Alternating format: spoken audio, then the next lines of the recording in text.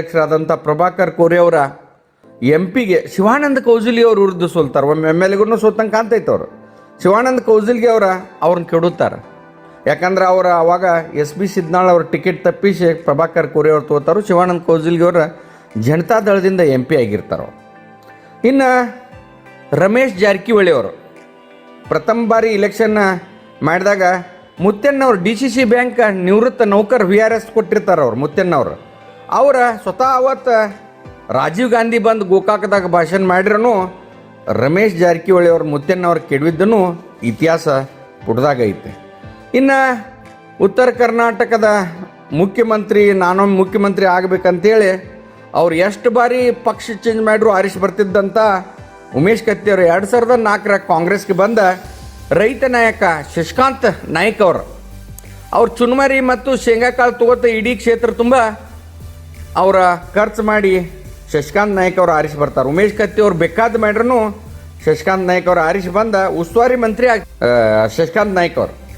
ಇನ್ನು ದನಿ DB ಇನಾಮದಾರ್ ಅವರ ಎಂದೂ ಸೋಲಬಾರ್ದು. ಯಾರಿಗೂ ಅವರ ಈ ಟ್ರಾನ್ಸ್ಫರ್ದಾಗಲಿ ಕಾಂಟ್ರಾಕ್ಟರ್ದಾಗಲಿ ರೊಕ್ಕ ತಿಂದವರಲ್ಲ, ಎಲ್ಲ ಜನರನ್ನ ಹಚ್ಕೊಂಡು ಹೋದವ್ರು. ಅವ್ರನ್ನ ರೈತ ಹೋರಾಟಗಾರ ರೈತ ನಾಯಕ ಬಾಬಾಗೌಡ್ರ ಕಿತ್ತೂರಾಗ ಕೆಡುತ್ತಾರೆ, ಧಾರವಾಡ ಗ್ರಾಮೀಣ 2 ಕಡೆ ಹಾರಿಸಿ ಬರ್ತಾರೆ ಬಾಬಾಗೌಡ ಪಾಟೀಲ್ರು. ಅವ್ರಿಗೂ ಊರಾಗ ಜೋಳಿಗ್ಯಾಗ ರೊಕ್ಕ ಹಾಕ್ಯಾಸ ಆರಿಸಿ ಕೊಟ್ಟಿದ್ದ ಉದಾಹರಣೆ ಐತೆ. ಯಾಕಂದ್ರೆ ಇವನ್ನೆಲ್ಲ ಯಾಕೆ ಹೇಳ್ತೇವೆ ಅಂದ್ರೆ ಅಹಂಕಾರ ಸಿಟ್ಟ ನಮ್ಮನ್ಯಾವ ಏನು ಮಾಡ್ತಾನೆ ಅಂದಾಗ ಜನ ಒಮ್ಮೆ ತೀರ್ಮಾನ ತೊಗೊಂಡ್ರೆ ಏನಾಗ್ತಾವ ಅನ್ನೋದ ಒಂದು ಉದಾಹರಣೆಗಳು ಮತ್ತು ಇತಿಹಾಸ ಪುಟದಾಗನೂ ಅದಾವೆ. ಯಾಕಂದ್ರೆ ಅಧಿಕಾರ ಬಂದಾಗ ನಮ್ಮವರ ತಮ್ಮವರ ಸಾವದಿಂದ ಹೋಗಬೇಕು.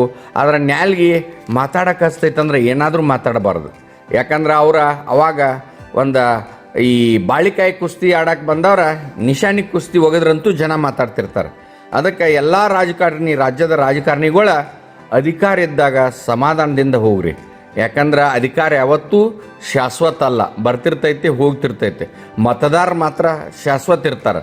ಆ ಮನುಷ್ಯನಾಗ ಮನುಷ್ಯನಾಗ ಒಮ್ಮೆ ಏನಾರು ಹೋಗ್ತಂದ್ರೆ ಅದನ್ನು ಎಷ್ಟು ರೂಪಾಯಿ ಕೊಟ್ರೂ ಏನೂ ಆಗೋದಿಲ್ಲ. ಇವೆಲ್ಲ ಉದಾಹರಣೆಗಳು ನಿಮ್ಮ ಮುಂದಿಡತನೂ ಶೇರ್ ಮಾಡಿರಿ, ಕಮೆಂಟ್ ಮಾಡಿರಿ, ಲೈಕ್ ಮಾಡಿರಿ. ನಮಸ್ಕಾರ.